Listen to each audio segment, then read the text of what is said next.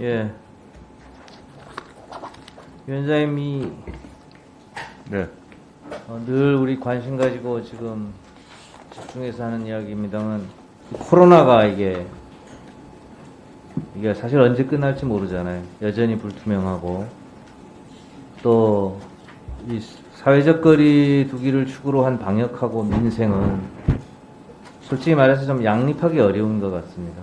소상공인이나 자영업자의 경영이 양립하기 어려운데 그분들이 지금 일종의 그 생존연대, 생존 빈사 뭐 굉장히 힘든 거를 호소하는데요. 실제 자살도 있고요. 필요한 게 돈인데 금융 지원이죠. 지금 지원해 주는 게 6개월 단위로 하는 만기 연장 상환유예 말고 또 있습니까? 지금 뭐 전 정부적으로 지원이 여러 가지가 있습니다. 아니 그래서 중기부에서 하는 것도 금융위원회 있고. 차원에서 금융적으로 예, 손실보상 말고요. 손실보상 말고 1차, 2차에 나눠서 금융지원 프로그램을 운영을 했고요. 1차는 뭐 16.4조 원이 다 소진이 됐고 2차 금융지원 프로그램으로 10조 원을 지금 지원하고 있는 중입니다.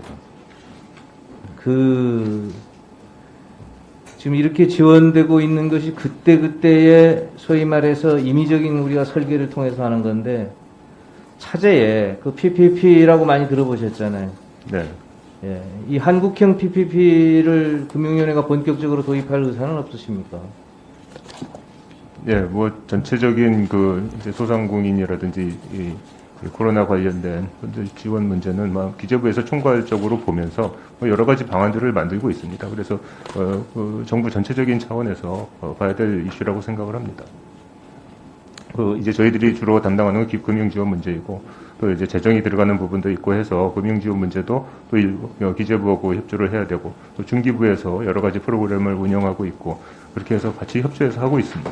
네, 근데 이게 그 정부가 물론 일종의 그 정책 패키지, 네. 패키지를 가지고 제가 하고 있고 하는 건 알고 있는데 이런 그 코로나와 같은 국가적 재난, 경제 위기 극복, 민생 극복을 위한 이 패키지를 했던 소위 그런 매뉴얼들을 좀 종합해서 정부 차원의 한국형 PPP 법안을 금융위가 좀 주도적으로 준비해서 제출할 의사가 없으신지.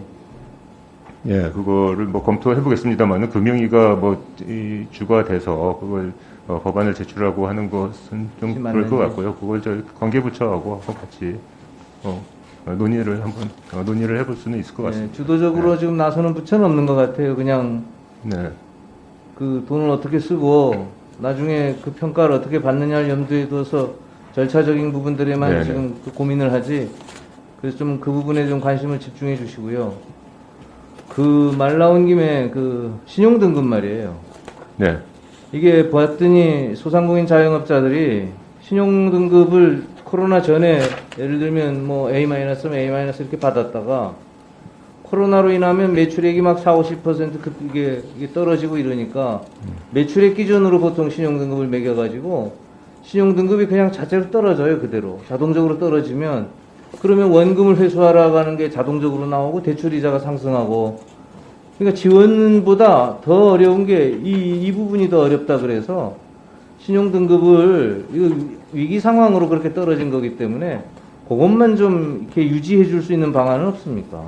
예, 저희들도 뭐 같은 문제 의식을 가지고 있고요. 그래서 그 금융권에서 네. 사실 6월 1일부터 코로나19로 그 일시적인 어려움을 겪고 있지만 향후에 정상화 가능성이 높은 차주에 대해서는 그 자체 신용 평가할 때 회복 가능성을 좀 반영하도록 그렇게 스스로 하고 있습니다. 그래서 그 부분을 저희들도 계속해서 모니터링을 하고 있고 실제로 올해 상반기를 보면 신용 등급이 하향 조정된 기업이 비중으로 보면 24%입니다. 이게 19년이나 20년에 31%, 31.5%였는데 오히려 그거보다 조금 낮아진 측면이 있고요. 다만 그 의원님 말씀하신 대로 이 부분은 이제 당사자로서는 좀 어려운 부분이 되는 것이기 때문에 저희들이 제대로 되고 있는지 한번 더 체크를 해보도록 하겠습니다. 네, 이게 그것만 유지를 해도 네.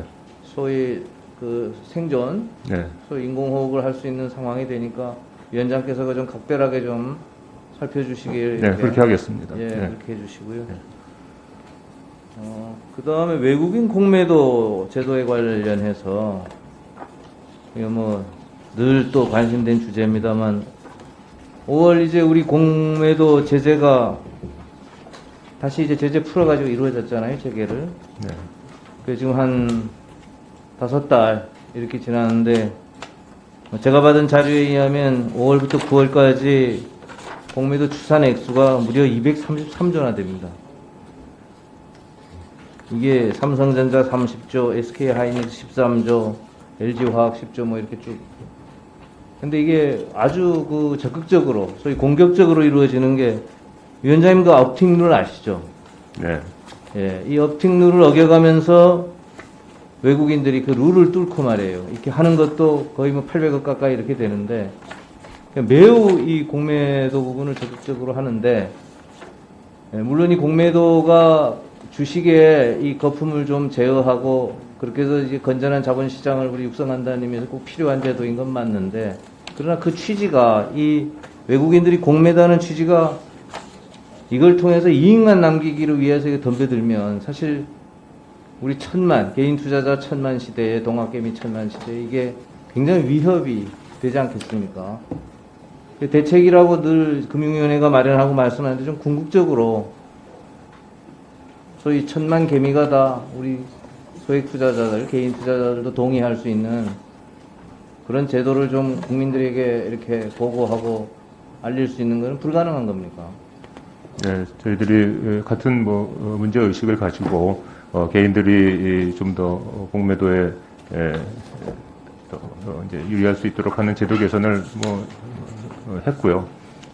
아까도 말씀을 드렸습니다만 이제 개인 대주 기간 이런 것도 연장을 하고 이제 기관 투자자들의 공매도가 좀 제약이 되다 보니까 외국인 비중이 오히려 더 높아진 그런 측면도 있습니다. 그래서 이 부분은 일단 이제 부분 재개가 되어 있는 상황인데 앞으로 의원님 지적하신 그런 문제들도 검토를 하고 또 시장 상황도 보고 여러 가지를 보면서 한번 완전히 다 재개하기 전에 그런 부분들을 쭉 검토를 해 나가도록 하겠습니다.